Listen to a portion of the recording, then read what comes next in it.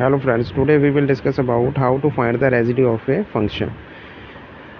हमारा पहला क्वेश्चन है जहाँ पर find the residue of a function f Z equal to z square upon Z minus one z minus two z minus three at points z equal to 1 2 3 and at infinity. सबसे पहले तो जो given function उसके अपने poles निकालने हैं। Poles of F Z are, जो भी गिवन फंक्शन है जो उसके डिनोमिनेटर में टर्म है आपने उसको जीरो पुट कर देना और वहाँ से जो जेड की वैल्यू आएगी वो हमारे होंगे पोल्स। ये सभी के सभी जो सिंपल पोल्स है मतलब पोल्स ऑफ ऑर्डर 1 है। तो residue of F Z at Z equal to a is, इसका जे फार्मूला होता है रेजिड्यू का। सिंपल पोल होने पर जे फार्मूला होता है। अगर हमारे पास कोई सिंपल पोल है तो उसका रेजिड्यू, उस पर रेजिड्यू निकालना हुआ तो उसका जे फार्मूला है limit Z tends to a z minus a into F z. तो जो गिवन क्वेश्चन है इसके जो 3 पोल निकले हैं z equal to 1 2 3 all are simple. तो सबसे पहले residue of F Z at Z equal to 1 is, जहाँ पर जे वाला फार्मूला लगा दिया, ए की जगह आपने 1 फिल कर दिया जहाँ पर जे देखो, तो हमारे पास आ जाएगा limit Z tends to 1 Z minus 1 into F z. F Z की वैल्यू जे वाली जहाँ पर एफ जेड की वैल्यू फिल कर दी, तो इसकी वैल्यू फिल करने पर हमारे पास जे आ गया। जे देखो एफ जेड की वैल्यू फिल कर दी। जो भी टर्म्स कट हो रही है उनको कट कर दो, जैसे जेड माइनस वन के साथ कैंसिल हो गया, तो इसके बाद हमारे पास जे वाली टर्म आई। लिमिट की value z tends to 1 fill कर दो। फिल करने के बाद हमारे पास इसका आंसर आ जाता है 1/2। तो ये आ गया हमारे पास residue of F Z at Z equal to 1। Similarly हमने रेजिड्यू निकालना है एफ जेड का एट जेड इक्वल टू 2 पर। तो सिमिलर वैसे ही करेंगे। Residue of F Z at Z equal to 2 is limit Z tends to 2 Z minus 2 into F z. अब ए की जगह आपने गिवन फॉर्मूले में ए की जगह आपने 2 फिल कर देना है। 2 फिल करने के बाद एफ जेड की वैल्यू जो भी गिवन दी गई है वो फिल कर देनी है जहाँ पर। इसके बाद देखो जेड माइनस 2 के साथ जेड माइनस 2 कट हो गया, बाकी जो टर्म बची वो है जे वाली। इसमें limit Z tends to 2 fill up कर दो। फिलअप करने के बाद हमारे पास सॉल्व करने पर इसकी वैल्यू कितनी आ रही है -4। Similarly residue of F Z at Z equal to 3, इसका फार्मूला है limit Z tends to 3 Z minus 3 F Z. जहाँ जहाँ गिवन फार्मूले में आपने ए है वहाँ पर आपने इस बार 3 फिल कर देना है और इसके बाद एफ जेड की वैल्यू जो भी है आपके पास वो फिल कर देनी है। जो भी टर्म्स आपकी कट कर रही है कट कर दो, जैसे जेड माइनस 3 के साथ जेड माइनस 3 कट कर गया। इसके बाद जेड की वैल्यू आपने 3 फिल कर देनी है जो भी रिमेनिंग टर्म बचती है उसमें। इसमें फिल करने के बाद हमारे पास आंसर आ गया 9/2। जे तो हमने जो निकाला है जे तो है residue of F Z at Z equal to 1 2 and 3 पर। अब हमने रेजिड्यू निकालना है at Z equal to infinity पर। As we know sum of residue कितना होता है 0, मतलब residue of each residue of the function at each pole, उन सभी का सम जो होता है प्लस रेजिड्यू एट इन्फिनिटी, इसकी वैल्यू कितनी होती है 0। तो हमारे पास 3 पोल थे। 3 पोल कौन कौन से थे? Z equal to 1 Z equal to 2 and Z equal to 3। Z equal to 1 पर रेजिड्यू निकाला, जेड इक्वल टू 2 पर रेजिड्यू निकाला, जेड इक्वल टू 3 पर रेजिड्यू निकाला, plus residue of z equal to infinity. इन सभी का सम क्या होगा हमारे पास 0।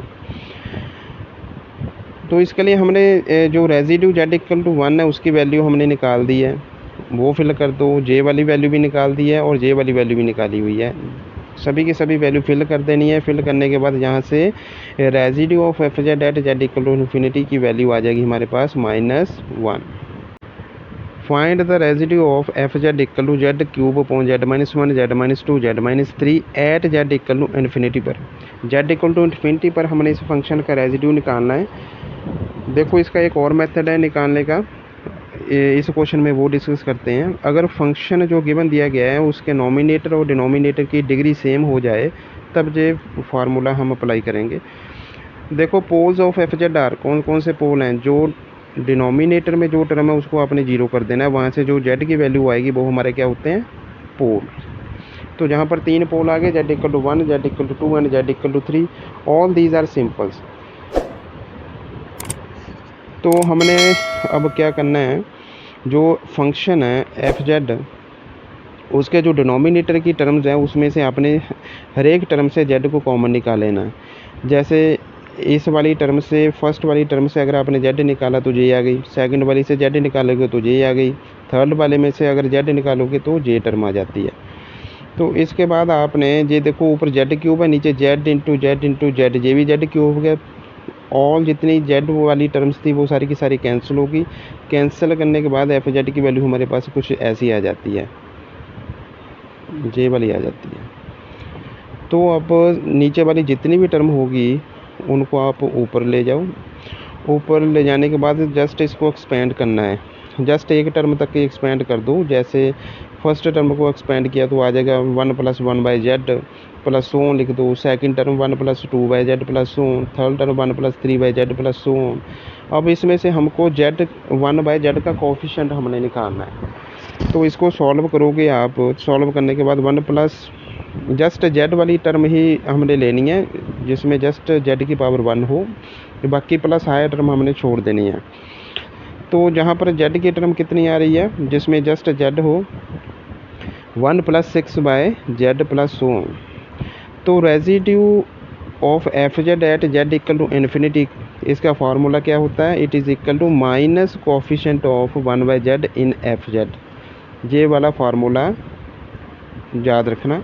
इस फार्मूले में 1/z का जो कोफिशिएंट है उसमें नेगेटिव लगा देना आपने। जैसे ये फंक्शन एफ जेड है हमारे पास, इसमें 1/z का कोफिशिएंट कितना है 6। तो residue of F Z at Z equal to infinity कितना आ जाएगा -6। तो इसका मतलब नेगेटिव में होगा जी आंसर। तो ये था residue of F Z at Z equal to infinity का सेकंड फार्मूला। अगर नॉमिनेटर और डिनोमिनेटर में सेम डिग्री आ जाए तो हम ये अप्लाई कर सकते हैं। थर्ड देखिए, find the poles and residue at each poles of F Z की ये वाली हमको वैल्यू दी गई है। सबसे पहले तो देखो इसके पोल्स निकालते हैं। पोल्स कौन से होते हैं, जो डिनोमिनेटर में टर्म है इसको आपने जीरो कर देना है। जीरो करने के बाद जेड की समथिंग वैल्यू आ जाएगी, जैसे जहाँ पर जेड की वैल्यू आ गई ± आयोटा, और इसकी पावर फंक्शन में पावर 3 दी गई है। इसका मतलब ये जो पोल्स निकले हैं ये दोनों के दोनों पोल्स का ऑर्डर कितना होगा 3। इसके बाद देखो अगर पोल्स का कोई ना कोई ऑर्डर दिया गया है तो फिर जो रेजिड्यू का फार्मूला होता है वो चेंज हो जाता है। तो वो फार्मूला कौन सा होगा, जे वाला फार्मूला होगा। अब इस बार अगर फंक्शन का पोल्स के अगर कोई ना कोई ऑर्डर हो, अगर सिंपल पोल्स हैं या पोल ऑफ ऑर्डर 1 है तब तो फार्मूला ऊपर वाला लगेगा, नहीं तो जे वाला। देखो इस फार्मूले में क्या है, ये देखिए limit z tends to a 1/n - 1 और d की पावर n-1 अपॉन dz की पावर n-1। और इसका मतलब ये हमने n-1 डेरिवेटिव करना है ये अंदर वाली टर्म का। अंदर वाली टर्म कितनी है, z - a की power n into F Z. देखो अब रेजिड्यू ऑफ एफ जेड निकालना है at Z equal to iota. इसके दो पोल्स हैं, एक आयोटा है एक माइनस आयोटा है। दोनों के दोनों पोल्स का ऑर्डर कितना है 3, मतलब n3 दिया गया है। इस फॉर्मूले में हमने ये वैल्यू फिल कर देनी है। वैल्यू फिल करने के बाद a की जगह आपने आयोटा पुट कर देना है, n की जगह आपने 3 पुट कर देना है फॉर्मूले में। तो ये वाला हमारे पास आ गया। इसको सॉल्व करोगे, जो एफ जेड है देखो एफ जेड को मैंने स्प्लिट कर ऐसे लिख दिया ताकि जे और जे टर्म आपस में कैंसिल हो जाए।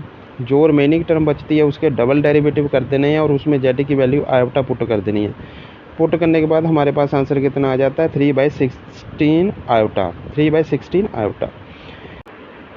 Residue of F Z at Z equal to minus iota of order 3। इसमें आपने जो गिवन फार्मूला है उसमें आपने a की जगह माइनस आयोटा फिल कर देना है और n की जगह 3 फिल कर देना है। तो हमारे पास ये फार्मूला आ जाएगा। हमने एफ जेड को फिर वैसे ही स्प्लिट किया है। देखो एफ जेड के 2 फैक्टर बना लिए जहाँ पर जो जे वाली टर्म आपस में कैंसिल हो जाए। जो भी रिमेनिंग टर्म बचती है उसका डबल डेरिवेटिव आपने कर देना है। डबल डेरिवेटिव करने के बाद जहाँ पर आंसर आ जाएगा -3/16। ऐसे और वीडियो देखने के लिए हमारे चैनल को सब्सक्राइब कीजिए और वीडियो को लाइक और शेयर कीजिए। Thanks for watching.